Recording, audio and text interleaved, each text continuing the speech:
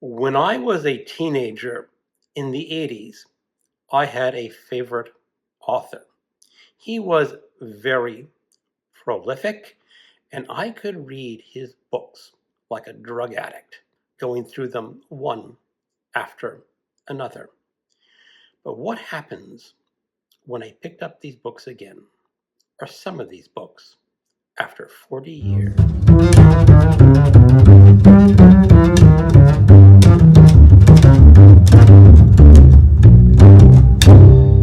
Hello, welcome to my channel, another Bibliophile Reads. My name is Greg, and when I was a teenager in the 80s, my favorite author was Michael Moorcock. His most famous stories are Elric of Mildebonnet, and I devoured those, like I said, as a drug addict. And then I went through a lot of his other books. I must have read about 30 or more. And one of the ones that I remembered really enjoying were the Hawkmoon books, known as the History of the Rune Staff.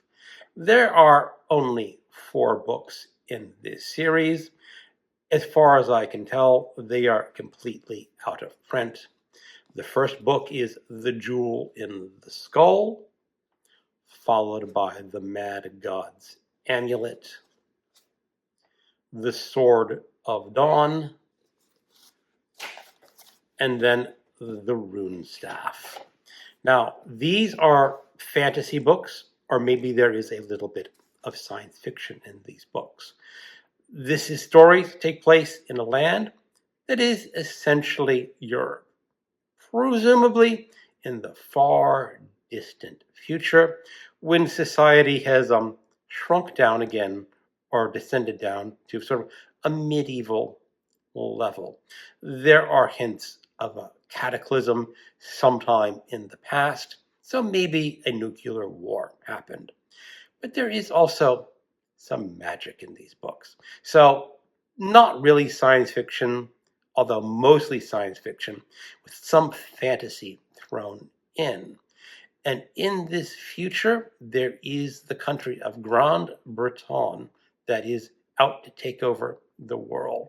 They are the villains in this story. And what is really cool about this villainous Grand Breton is that it's divided up into orders of beasts.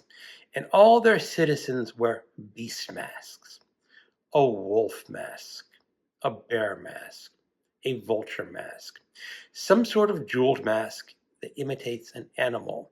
And everyone belongs to one of these animal orders. Some are more powerful than others, and some are weaker.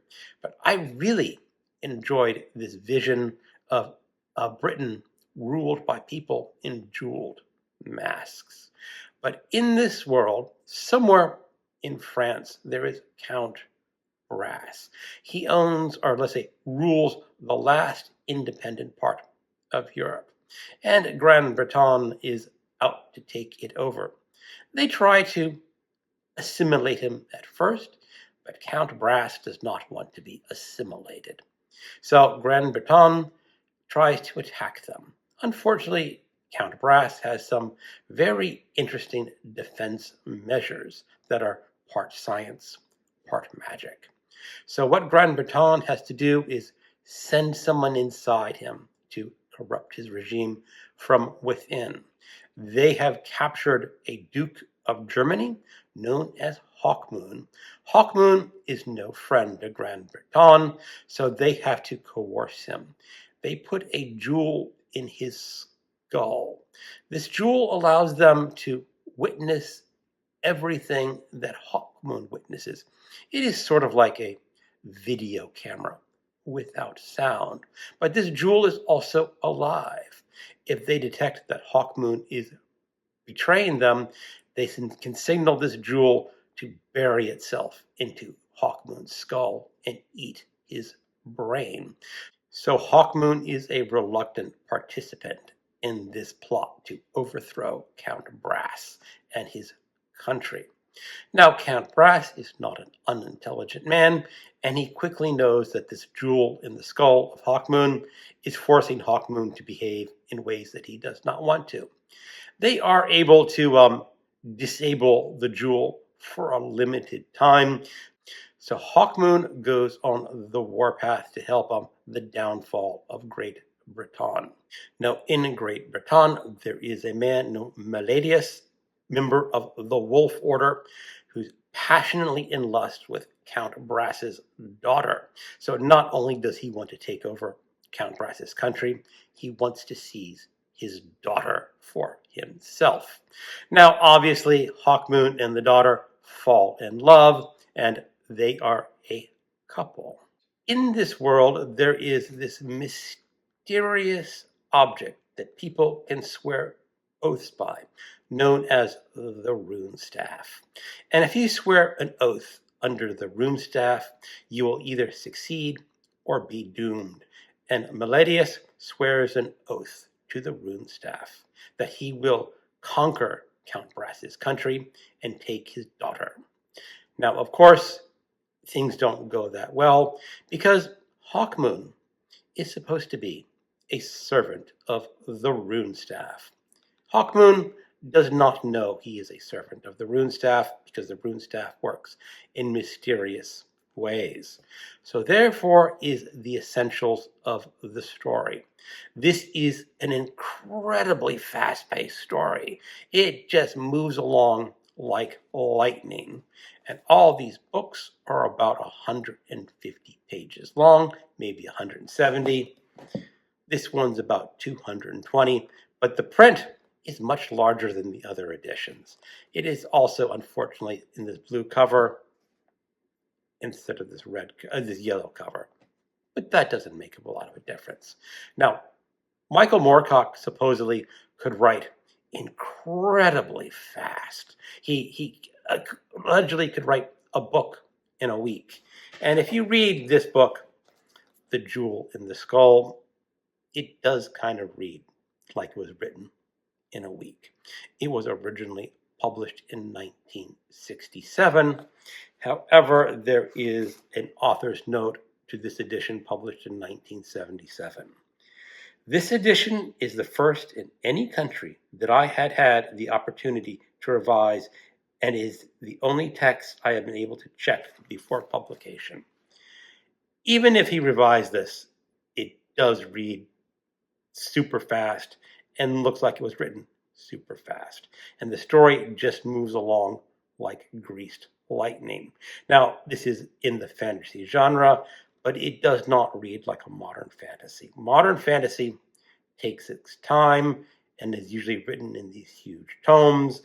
If I were to guess a modern author trying to rewrite this story in the modern fantasy era, each of these books would be 600 to 800 pages long. Way too long for my taste, but I did enjoy them.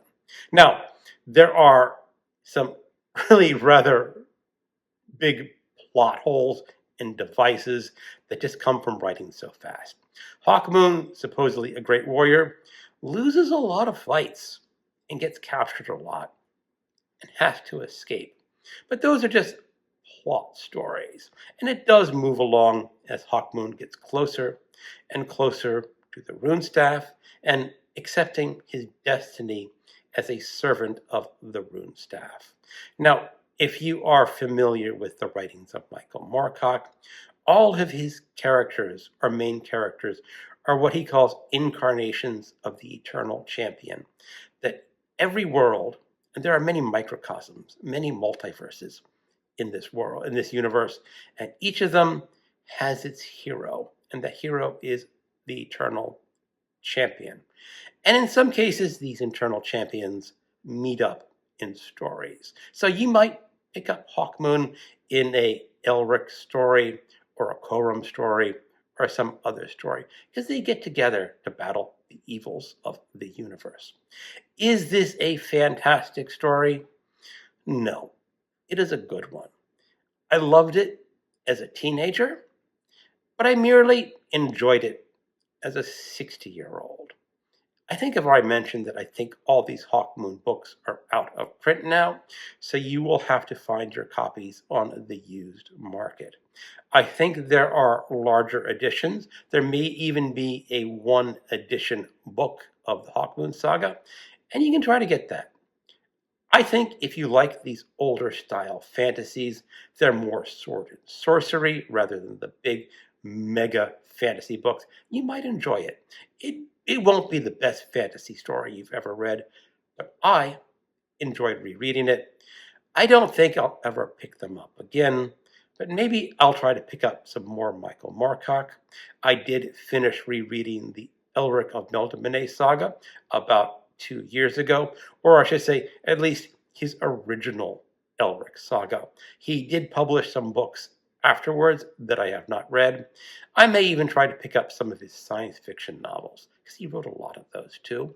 And he does have a series of historical novels with a very unreliable narrator. So maybe I should try to read some of those books as well. This was a fun experiment, revisiting the books that I loved as a teenager. Thank you for watching, and keep on reading.